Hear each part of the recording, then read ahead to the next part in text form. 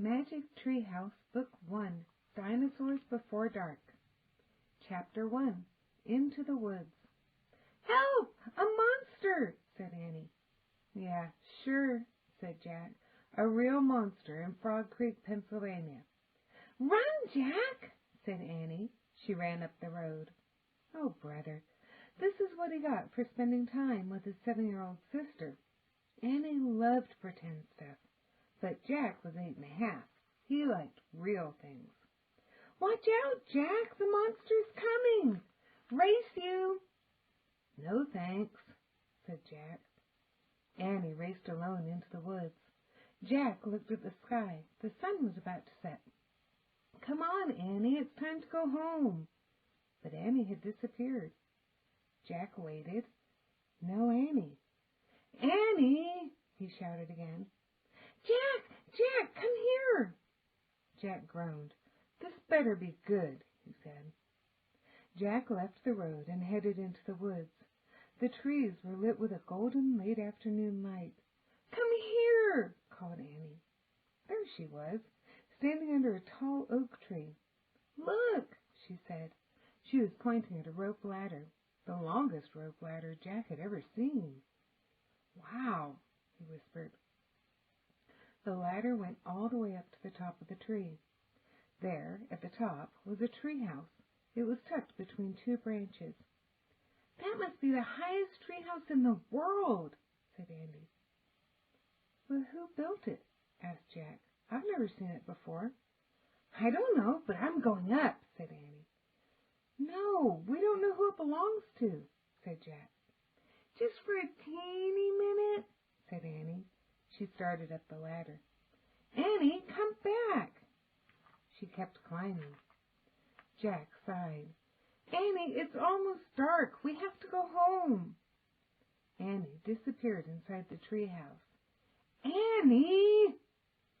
Jack waited a moment. He was about to call again when Annie poked her head out of the treehouse window. "Books!" she shouted. "What?" "It's filled with books." Oh, man, Jack loved books. He pushed his glasses into place. He gripped the sides of the rope ladder, and up he went. Chapter 2, The Monster. Jack crawled through a hole in the treehouse floor. Wow, the treehouse really was filled with books. Books everywhere. Very old books with dusty covers. New books with shiny, bright covers. "Look, you can see far, far away," said Annie. She was peering out the treehouse window. Jack looked out the window with her. Down below were the tops of the other trees. In the distance he saw the Frog Creek Library, the elementary school, the park. Annie pointed in the other direction. "There's our house," she said. Sure enough, there was their white wooden house with the green porch. Next door was their neighbor's black dog, Henry. He looked very tiny. "Hi, Henry!" shouted Annie. "Shush!" said Jack. "We're not supposed to be up here." He glanced around the treehouse again. "I wonder who owns all these books," he said. He noticed bookmarks were sticking out of many of them. "I like this one," said Annie, and she held up a book with a castle on the cover. "Here's a book about Pennsylvania," said Jack. He turned to the page with the bookmark. "Hey, there's a picture of Frog Creek in here," said Jack. "It's a picture of these woods." "Oh, here's a book for you," said Annie. She held up a book about dinosaurs. A blue silk bookmark was sticking out of it. "Let me see it." Jack set down his backpack and grabbed the book from her. "You look at that one. I'll look at the one about castles," said Annie. "No, we'd better not," said Jack. "We don't know who these books belong to." But even as he said this, Jack opened the dinosaur book to where the bookmark was. He couldn't help himself. He turned to a picture of an ancient flying reptile, a pteranodon. He touched the huge bat-like wings. "Wow," whispered Jack. "I wish I could see a pteranodon for real." Jack studied the picture of the odd-looking creature soaring through the sky. "Ah!" screamed Annie. "What?" said Jack. "A monster!" Annie cried. She pointed to the treehouse window. "Stop pretending, Annie," said Jack. "No, really!" Jack looked out the window. A giant creature was gliding above the treetops. He had a long, weird crest on the back of his head, a shiny beak, and huge bat-like wings. It was a real, live pteranodon. The creature curved through the sky. He was coming straight toward the treehouse. He looked like a glider plane. The wind began to blow. The leaves trembled. Suddenly the creature soared up, high into the sky. Jack nearly fell out of the window trying to see it. The wind picked up. It was whistling now. The treehouse started to spin. "What's happening?" cried Jack. "Get down!" shouted Annie. She pulled him back from the window. The treehouse was spinning, faster and faster. Jack squeezed his eyes shut. He held on to Annie. Then everything was still. Absolutely still. Jack opened his eyes. Sunlight slanted through the window. There was Annie, the books, his backpack. The treehouse was still high up in an old oak tree, but it wasn't the same oak tree. Chapter 3. Where is Here? Jack looked out the window. He looked down at the picture in the book. He looked back out the window. The world outside and the world in his picture, they were exactly the same. The pteranodon was soaring through the sky. The ground was covered with ferns and tall grass. There was a winding stream, a sloping hill, and volcanoes in the distance. "Where are we?" stammered Jack. The pteranodon glided down to the base of their tree. The creature coasted to a stop and stood very still. "What happened to us?" said Annie. She looked at Jack. He looked at her.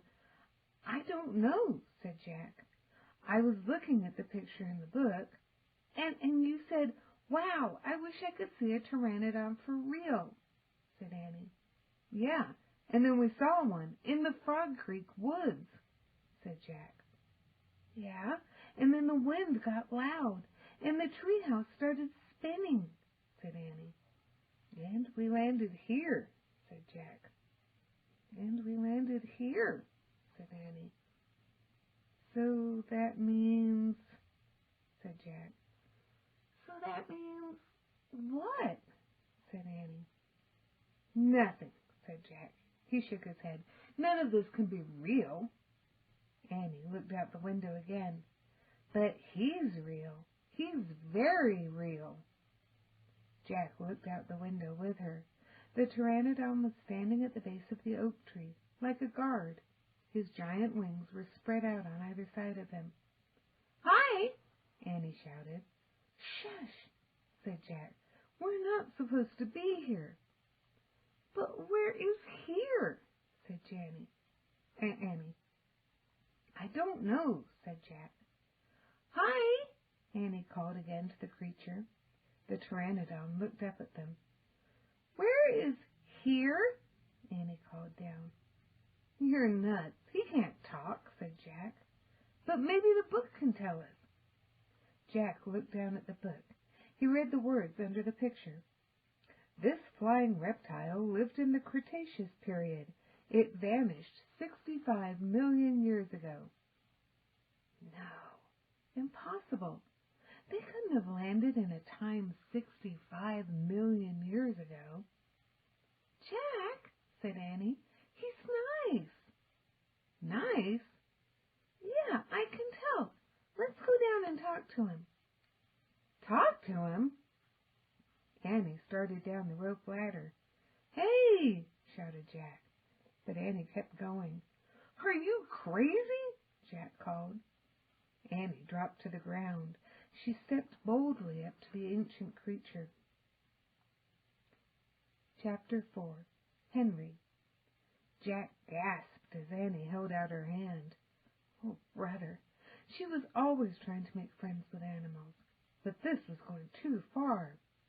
"Don't get too close to him, Annie," Jack shouted.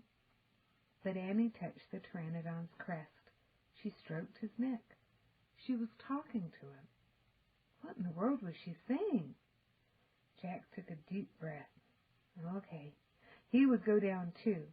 It would be good to examine the creature, take notes, like a scientist. Jack started down the rope ladder. When he got to the ground, Jack was only a few feet away from the creature. The creature stared at Jack. His eyes were bright and alert. "He's soft, Jack," said Annie. "He feels like Henry." Jack snorted. "He's no dog, Annie."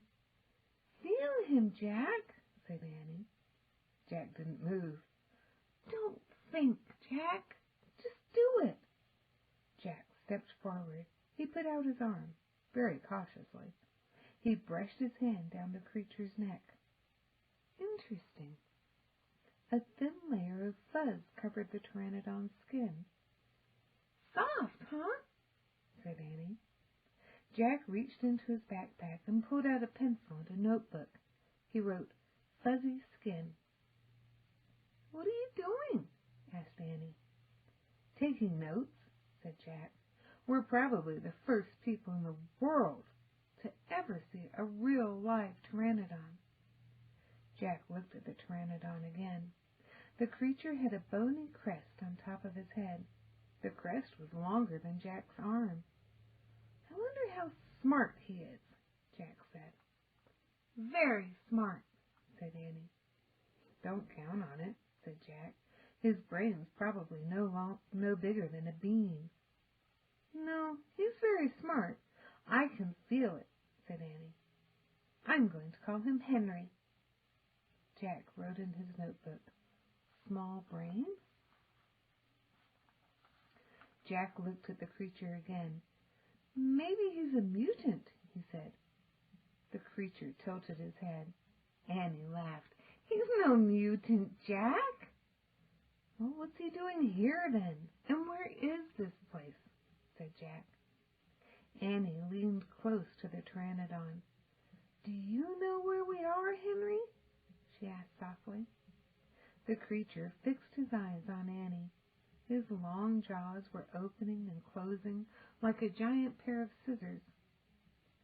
"Are you trying to talk to me, Henry?" asked Annie. "Forget it, Annie." Jack wrote in his notebook, "Mouth like scissors?" "Did we come to a time long ago, Henry?" asked Annie. "Is this a place from long ago?" Suddenly she gasped, "Jack!" He looked up. Annie was pointing toward the hill. On top stood a huge dinosaur. Chapter 5. Gold in the Grass. "Go! Go!" said Jack. He threw his notebook into his pack. He pushed Annie toward the rope ladder. "Bye, Henry," she said. "Go!" said Jack. He gave Annie a big push. "Quit it!" she said. But she started up the ladder. Jack scrambled after her. They tumbled into the treehouse. They were panting as they looked out the window at the dinosaur. He was standing on the hilltop, eating flowers off a tree. "Oh, man," whispered Jack. "We are in a time long ago." The dinosaur looked like a huge rhinoceros, only he had 3 horns instead of 1. 2 long ones above his eyes and 1 above his nose. He had a big shield-like thing behind his head. "Triceratops," said Jack. "Does he eat people?" whispered Annie. "I'll look it up." Jack grabbed the dinosaur book and flipped through the pages. "There," he said. He pointed to a picture of a triceratops. He read the caption. "The Triceratops lived in the late Cretaceous period.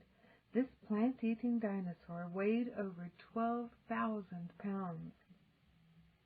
Jack slammed the book shut. "Just plants, no meat."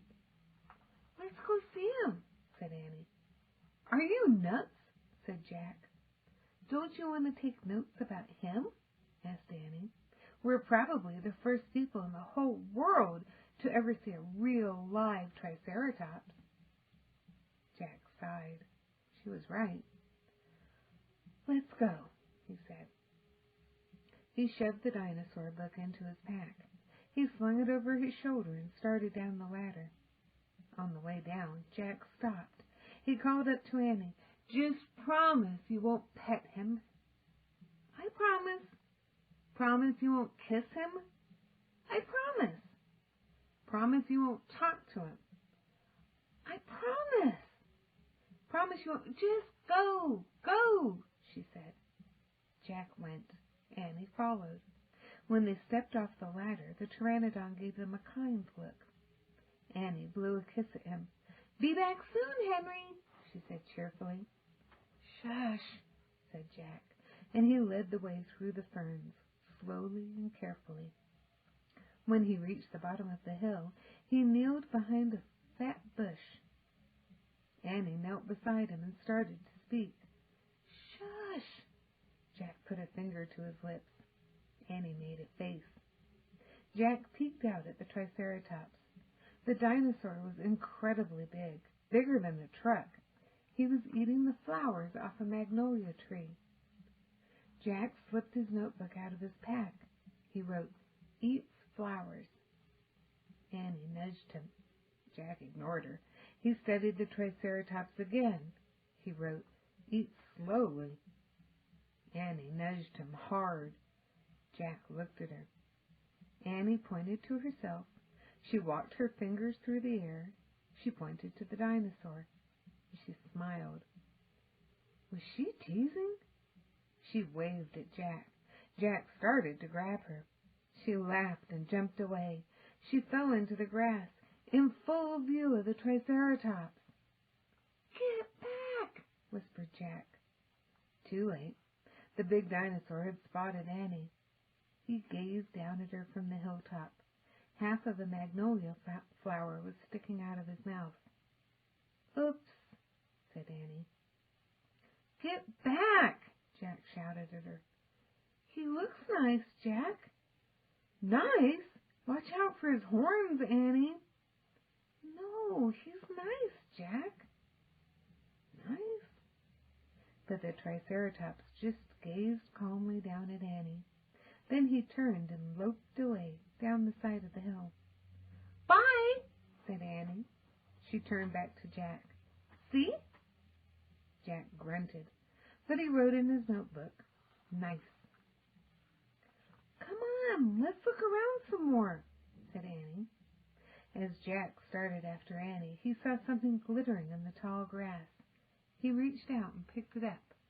A medallion. A gold medallion. A letter was engraved on the medallion. A fancy M. Oh, man, someone came here before us, Jack said softly. Chapter 6, Dinosaur Valley. Annie, look at this, Jack called. Look what I found. Annie had gone up to the hilltop. She was busy picking a flower from the magnolia tree. Annie, look, a medallion. But Annie wasn't paying attention to Jack. She was staring at something on the other side of the hill. Oh, wow, she said. Annie! Clutching her magnolia flower, she took off down the hill.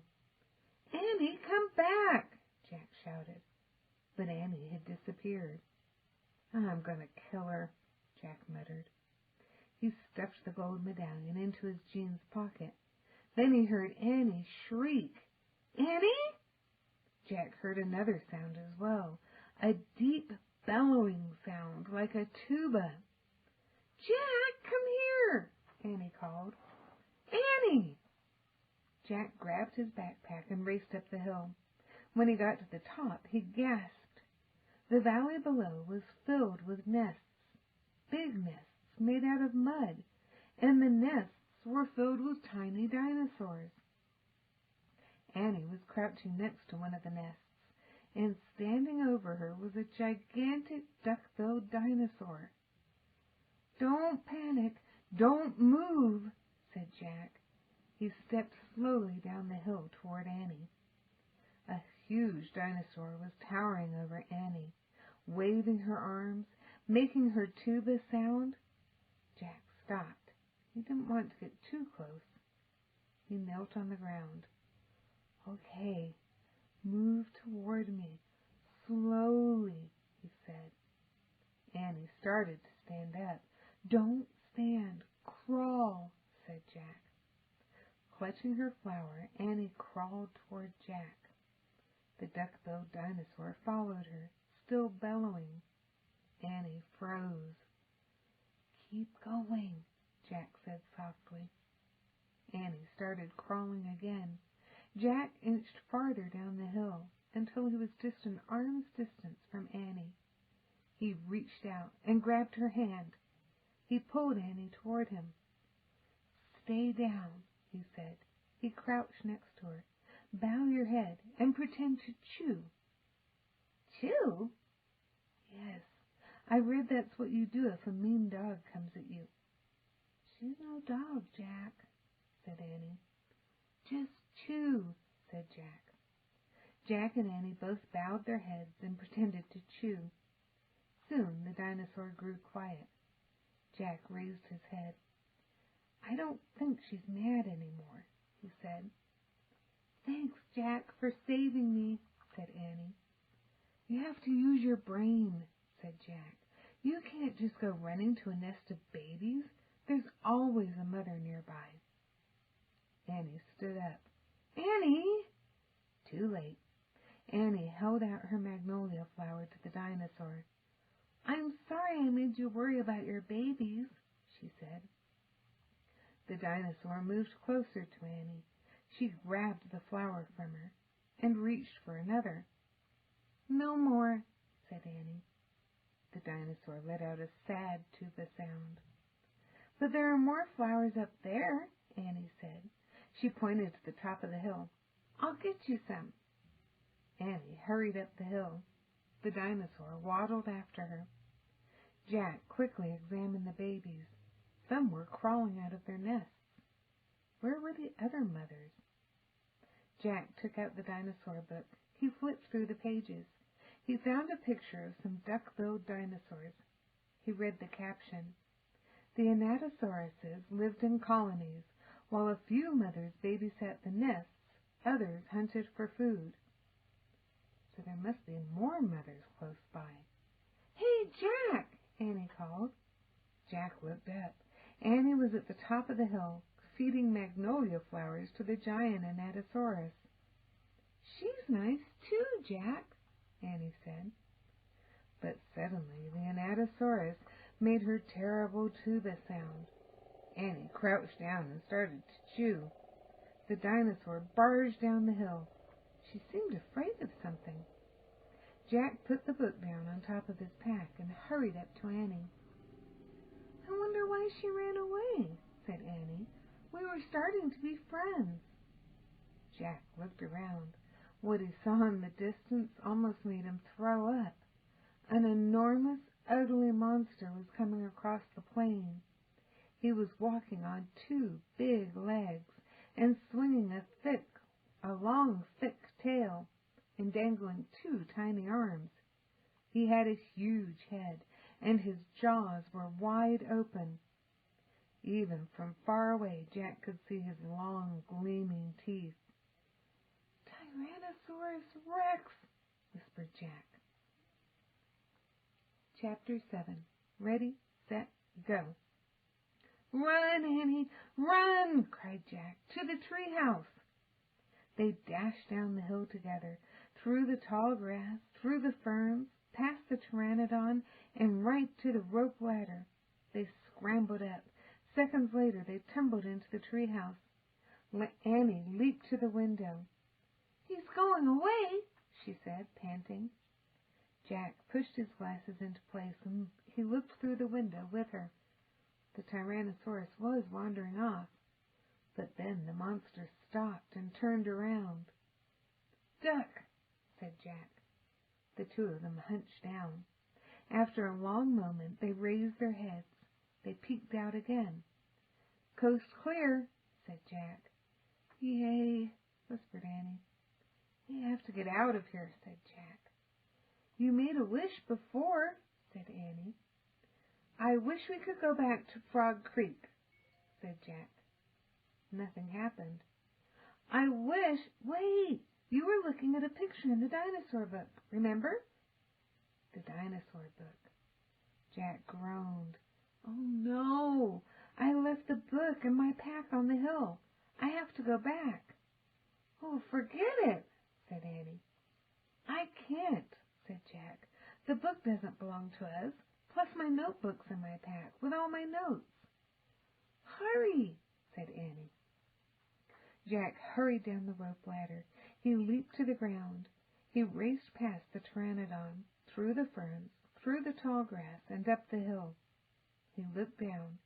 There was his pack, lying on the ground. On top of it was the dinosaur book. But now the valley below was filled with anatosauruses, all standing guard around the nests.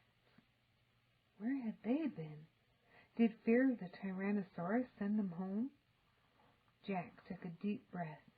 Ready, set, go! He charged down the hill. He leaped to his backpack. He scooped it up. He grabbed the dinosaur book. A terrible tuba sound. Another! Another! All the anatosauruses were bellowing at him. Jack took off. He raced up to the hilltop. He started down the hill. He stopped. The Tyrannosaurus Rex was back, and he was standing between Jack and the treehouse. Chapter 8. A Giant Shadow. Jack jumped behind the magnolia tree. His heart was beating so fast he could hardly think. He peeked out at the giant monster. The horrible-looking creature was opening and closing his huge jaws. His teeth were as big as steak knives. "Don't panic. Think." Jack peered down at the valley. Good. The duck-billed dinosaurs were sticking close to their nests. Jack looked back at the Tyrannosaurus. Good. The monster still didn't seem to know he was there. Don't panic. Think. Think. Maybe there's information in the book. Jack opened the dinosaur book. He found Tyrannosaurus Rex. He read, Tyrannosaurus Rex was the largest meat-eating land animal of all time. If it were alive today, it would eat a human in one bite. Oh, great. The book was no help at all. Okay. He couldn't hide on the other side of the hill. The anatosauruses might stampede. Okay. He couldn't run to the treehouse. The Tyrannosaurus might run faster. Okay. Maybe he should just wait. Wait for the monster to leave. Jack peeked around the tree. The Tyrannosaurus had wandered closer to the hill. Something caught Jack's eye. Annie was coming down the rope ladder. Was she nuts? What was she doing? Jack watched Annie hop off the ladder. She went straight to the pteranodon. She was talking to him. She was flapping her arms. She pointed at Jack, at the sky, at the treehouse. She was nuts. Go. Go back up the tree, Jack whispered. Go. Suddenly, Jack heard a roar. The Tyrannosaurus Rex was looking in his direction. Jack hit the ground. The Tyrannosaurus Rex was coming toward the hill. Jack felt the ground shaking. Should he run? Crawl back into Dinosaur Valley? Climb the magnolia tree? Just then a giant shadow covered Jack. He looked up. The pteranodon was gliding overhead. The giant creature sailed down toward the top of the hill. He was coming straight for Jack. Chapter 9. The Amazing Ride. The pteranodon coasted down to the ground. He stared at Jack with his bright, alert eyes. What was Jack supposed to do? Climb on? But I'm too heavy, thought Jack. Don't think. Just do it, Jack looked at the Tyrannosaurus. He was starting up the hill. His giant teeth were flashing in the sunlight. "Okay, don't think, just do it." Jack put his book in his pack. Then he eased down onto the Pteranodon's back. He held on tightly. The creature moved forward. He spread out his wings and lifted off the ground. They teetered this way, then that. Jack nearly fell off. The Pteranodon steadied himself, then rose into the sky. Jack looked down. The Tyrannosaurus was chomping the air and staring up at him. The Pteranodon glided away. He sailed over the hilltop. He circled over the valley, over all the nests filled with babies, over all the giant duck-billed dinosaurs. Then the Pteranodon soared out over the plain, over the Triceratops who was grazing in the high grass. It was amazing. It was a miracle. Jack felt like a bird, as light as a feather. The wind was rushing through his hair. The air smelled sweet and fresh. He whooped. He laughed. Jack couldn't believe it. He was riding on the back of an ancient flying reptile. The Pteranodon sailed over the stream, over the ferns and bushes. Then he carried Jack down to the base of the oak tree. When they came to a stop, Jack slid off the creature's back and landed on the ground.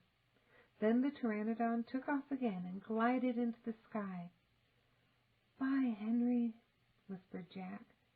"Are you okay?" Annie shouted from the treehouse. Jack pushed his glasses into place. He kept staring up at the Pteranodon. "Jack, are you okay?" Annie called. Jack looked up at Annie. He smiled. "Thanks for saving my life. That was really fun." "Climb up," said Annie. Jack tried to stand. His legs were wobbly. He felt a bit dizzy. "Hurry!" shouted Annie. "He's coming!" Jack looked around. The Tyrannosaurus was heading straight toward him. Jack bolted to the ladder. He grabbed the sides and started up. "Hurry! Hurry!" screamed Annie. Jack scrambled into the treehouse. "He's coming toward the tree!" Annie cried. Suddenly, something slammed against the oak tree. The treehouse shook like a leaf. Jack and Annie tumbled into the books. "Make a wish!" cried Annie. "We need the book, the one with the picture of Frog Creek," said Jack. "Where is it?" He pushed some books aside. He had to find that book about Pennsylvania. There it was. He grabbed it and tore through it, looking for the photograph of the Frog Creek woods. He found it. Jack pointed to the picture. "I wish we could go home," he shouted. The wind began to moan, softly at first. "Hurry!" Jack yelled. The wind picked up. It was whistling now. The treehouse started to spin. It spun faster and faster. Jack closed his eyes. He held on tightly to Annie. Then everything was still. Absolutely still. Chapter 10. Home Before Dark. A bird began to sing. Jack opened his eyes. He was still pointing at the picture of the Frog Creek woods. He peeked out the treehouse window. Outside, he saw the exact same view. "We're home," whispered Annie. The woods were lit with a golden late-afternoon light. The sun was about to set. No time had passed since they'd left. "Jack! Annie!" a voice called from the distance. "That's Mom," said Annie, pointing. Jack saw their mother far away. She was standing in front of their house. She looked very tiny. "Annie! Jack!" she called. Annie stuck her head out the window and shouted, "Coming!" Jack still felt dazed. He just stared at Annie. "What happened to us?" he said. "We took a trip in a magic treehouse," said Annie simply. "But it's the same time as when we left," said Jack. Annie shrugged. "And how did it take us so far away," said Jack, "and so long ago?" You just looked at a book and said you wished we could go there, said Annie, and the magic treehouse took us there. But how? Said Jack. And who built this magic treehouse? Who put all these books here? A magic person, I guess, said Annie. A magic person? Oh, look, said Jack. I almost forgot about this. He reached into his pocket and pulled out the gold medallion. Someone lost this back there, in Dinosaur Land. Look, there's a letter M on it. Annie's eyes got round.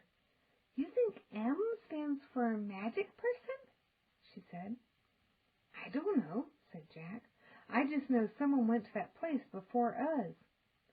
Jack! Annie! Came the distant cry again. Annie poked her head out the window. Coming! She shouted. Jack put the gold medallion back in his pocket. He pulled the dinosaur book out of his pack and put it back with all the other books. Then he and Annie took one last look around the treehouse. Goodbye, house, whispered Annie. Jack slung his backpack over his shoulder. He pointed at the ladder. Annie started down.